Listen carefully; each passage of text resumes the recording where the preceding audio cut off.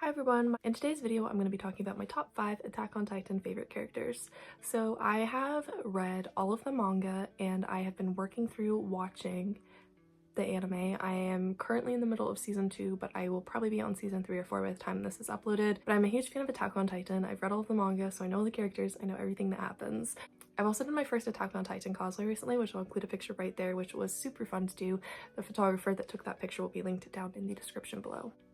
So for me, it's really easy to say these are my top 3 favorite characters, and then 4 and 5 change a little bit, but I'm going to be talking about the ones that are 4 and 5 currently for me. Again, they change a little bit. They aren't always super consistent. So let's start with my top one and then go down to number 5.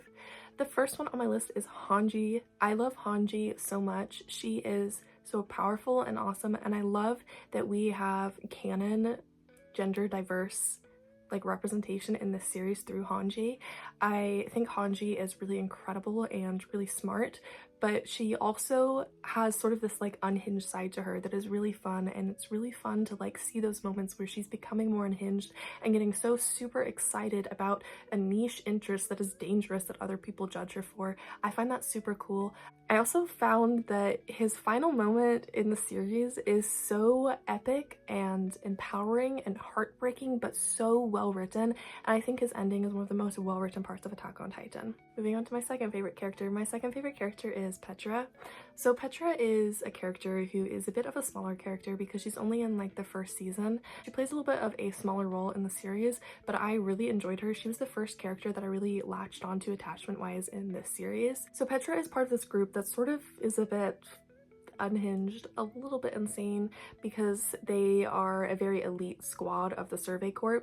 But I feel like the reason why I stuck to Petra so much and became so attached to her is because you can tell that she's not fully mentally there at times, as the rest of her group very much isn't, but she is also such a sweetheart despite that. So she knows when she needs to be serious and needs to slap some sense into people, but she also knows how to be a sweetheart, and I feel like being a sweetheart is in her nature. I feel like if she wasn't in the Survey Corps, she would just be an absolute sweetheart to everyone that she met, and I love that about her. She was just the first one that I became so attached to and so obsessed with, and I wish that there was more of her in the series. The third one on my list is Sasha. Sasha is another character that I became attached to pretty quickly, I would say a little after Petra. Sasha is also a character that started off really fun but really grew on me, and I got to see more depth to her character as the series went on. I really loved that character development that Sasha had.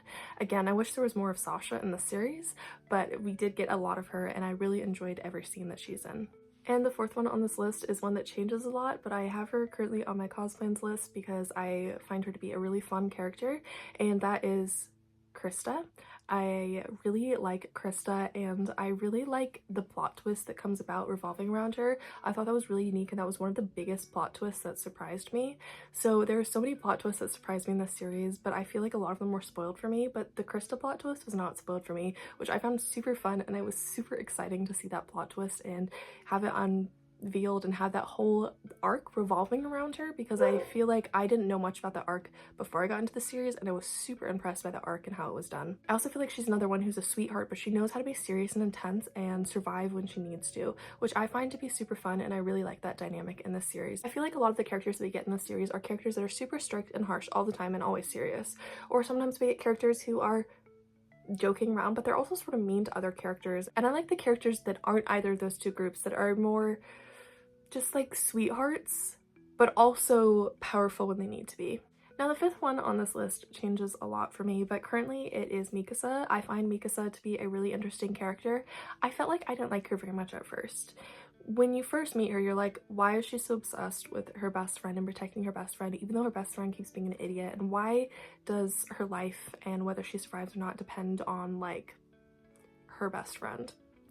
But then as you get later and later in the series, I believe it's in the final season that it's revealed really late in the manga, you get the reason why that's happening.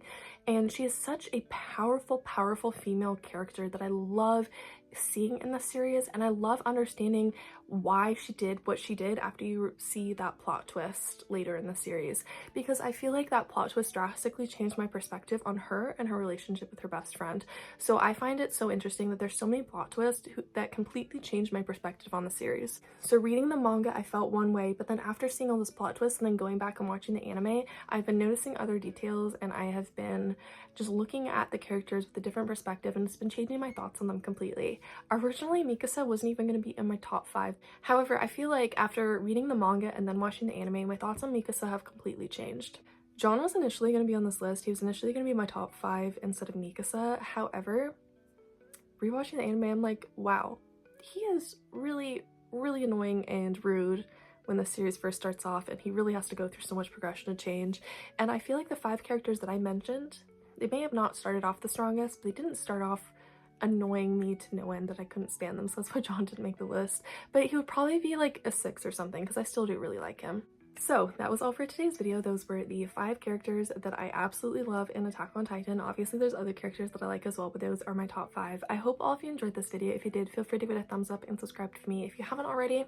I have been trying to get back on a little more of a normal uploading schedule. However, my mental health has not been the greatest. I've mentioned this a few times, so I'm sorry if I'm not sticking to a consistent schedule for a little while longer. Just trying to get things a little under control and take care of myself. If you'd like to see more videos from me, feel free to subscribe, and you can check out all of my previous uploads. I've been uploading videos on YouTube since 2017, so I have plenty of content if you want some bingeable content, and I have plenty of anime content as well because I am a huge anime fan. You can also head on over to my Instagram if you want to stay more up to date with what I do on a daily basis in my life, because I update you all on my Instagram stories pretty much every day. I hope all of you are having a great week, and I'll see all of you in my next video. Until next time, goodbye!